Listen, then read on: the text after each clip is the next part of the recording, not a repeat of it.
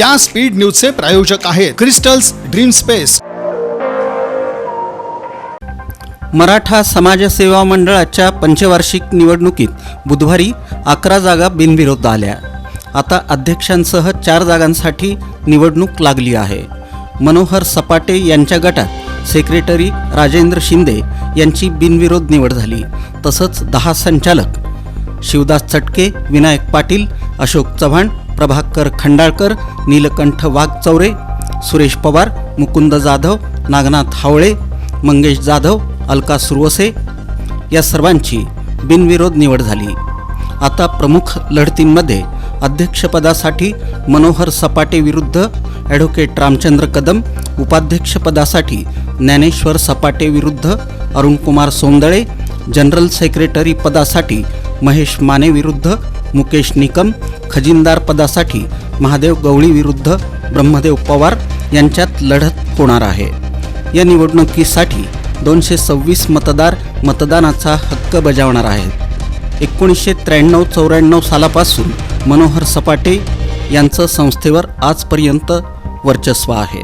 या निवडणुकीच्या माध्यमातून मनोहर सपाटे यांना कोंडीत पकडण्याचा डाव विरोधकांनी साधला आहे। करमाळा तालुक्यात 14 सप्टेंबर रोजी 9 महसुली मंडळांमध्ये अतिवृष्टी झाली। तसंच सीना नदीला पूर येऊन खडकी, नीलज, बोरगाव, तरटगाव, बिटरगाव श्री, वाघाचीवाडी, आळजापूर, बाळेवाडी आदी गावांमध्ये पुराचं पाणी शिरल्यानं शेती पिकांचं मोठ्या प्रमाणावर नुकसान झालं। पालकमंत्री जयकुमार गोरे यांनी खडकी आणि बिटरगाव श्री या गावातील पूरग्रस्त भागाची पाहणी प्रत्यक्ष बांधावर जाऊन केली।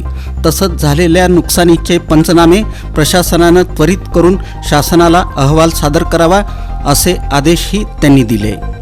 पालकमंत्र्यांनी शेतकरी लोहार यांच्याकडून झालेल्या नुकसानीची माहिती घेतली। बंधाऱ्याचे दरवाजे बंद असल्यानं दोन्ही बाजूचा भराव वाहून गेल्यानं शेतकऱ्यांची शेती पिकं आणि मातीही खरडून वाहून गेली।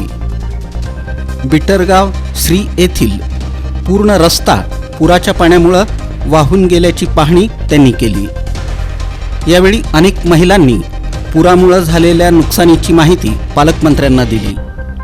याप्रसंगी जिल्हा परिषदेचे अतिरिक्त मुख्य कार्यकारी अधिकारी संदीप कोहिनकर, प्रांताधिकारी जयश्री आव्हाड, तहसीलदार शिल्पा ठोकड़े, उपविभागीय कृषी अधिकारी संजय वाकडे, तालुका कृषी अधिकारी राजेंद्र नेटके, सार्वजनिक बांधकाम विभागाच्या अभियंता सुनीता पाटील यांच्यासह केदार सावंत, गणेश चिवटे, शशिकांत पवार, जगदीश अग्रवाल, प्राध्यापक रामदास झोळ, सूर्यकांत पाटील, कन्हैयालाल देवी, महेश चिवटे आदी पदाधिकारी उपस्थित होते।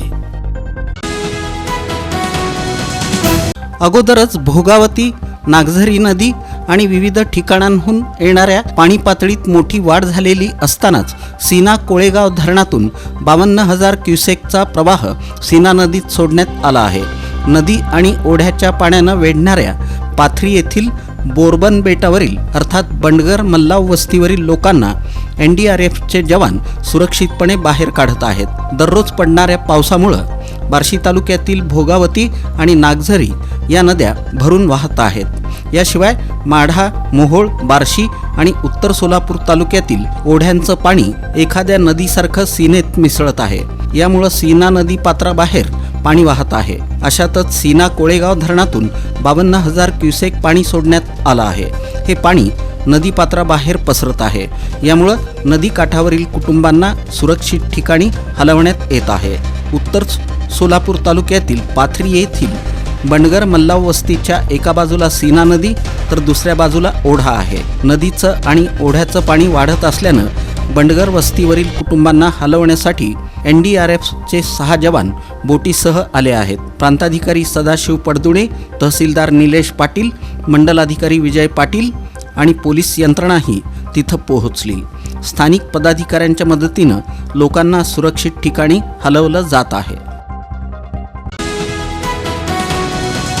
राज्य निवडणूक आयोगाच्या आदेशानुसार सोलापूर महानगरपालिकेच्या सार्वत्रिक निवडणुकांसाठी प्रारूप प्रभाग रचना 3 सप्टेंबर रोजी शासन राजपत्रात प्रसिद्ध करण्यात आली होती।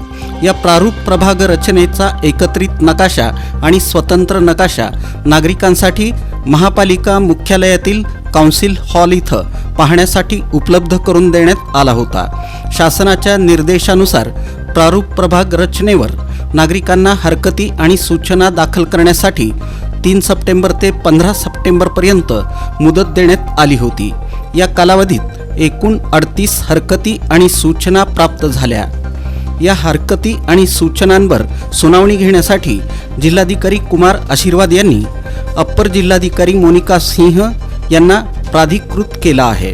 ही सुनावणी शुक्रवार दिनांक 19 सप्टेंबर रोजी सकाळी 10 वाजता जिल्हा नियोजन भवन इथं होणार असून ज्यांनी प्रारूप प्रभाग रचनेवर हरकत दाखल केली आहे त्यांनी दिलेल्या वेळेच्या अर्धा तास आधी सुनावणीच्या ठिकाणी उपस्थित राहावं असं आवाहन करण्यात आलं आहे. विडी कामगारांच्या विविध प्रलंबित मागण्यांबाबत राज्याचे कामगार मंत्री ॲडव्होकेट आकाश फुंडकर यांना शिष्टमंडळाद्वारे निवेदन देण्यात आलं. या शिष्टमंडळात माजी आमदार नरसय्या आडम मास्तर यांच्यासह C2चे राज्य उपाध्यक्ष युसुफ शेख मेजर, नसीमा शेख, सुनंदा बल्ला, शकुंतला पाणीभाते, विल्यम ससाणे, दीपक निकमवे, कामगार सेनेचे विष्णू कारंपुरी यांचा समावेश होता. सन 2002 पर्यंत विडी कामगारांना 5% घरभाडं दिलं जात होतं, मात्र नंतर ते थांबवण्यात आलं. आजच्या प्रचंड महागाईत हे घरभाडं, किमान वेतन, सानुग्रह अनुदान, मातृत्व लाभ आणि शिष्यवृत्ती यासारखे हक्क न दिल्यास कामगारांचं जीवन अधिक हालाखीचं होईल, अशी प्रतिक्रिया आडम मास्तर यांनी दिली. या स्पीड न्यूजचे प्रायोजक आहेत क्रिस्टल्स ड्रीम स्पेस. सर्व सुविधांनी युक्त शहरालगतचा अद्ययावत प्रकल्प. Luxurious residential open plots, concrete road, पाण्याची सोय, स्ट्रीट लाईट अशा सुविधांसह मंदिर, योगा केंद्र, open gym, children park, open amphitheatre, निसर्गरम्य वातावरणात नवजीवन अनुभवण्यासाठी पुणे रोड बाळे इथल्या क्रिस्टल्स ड्रीम स्पेसला प्रत्यक्ष भेट द्या. ऑफिस क्रिस्टल डेव्हलपर्स, ICICI बँकेजवळ, पार्क चौक, सोलापूर. संपर्क 820 099 827 आणि 91 45 509 509.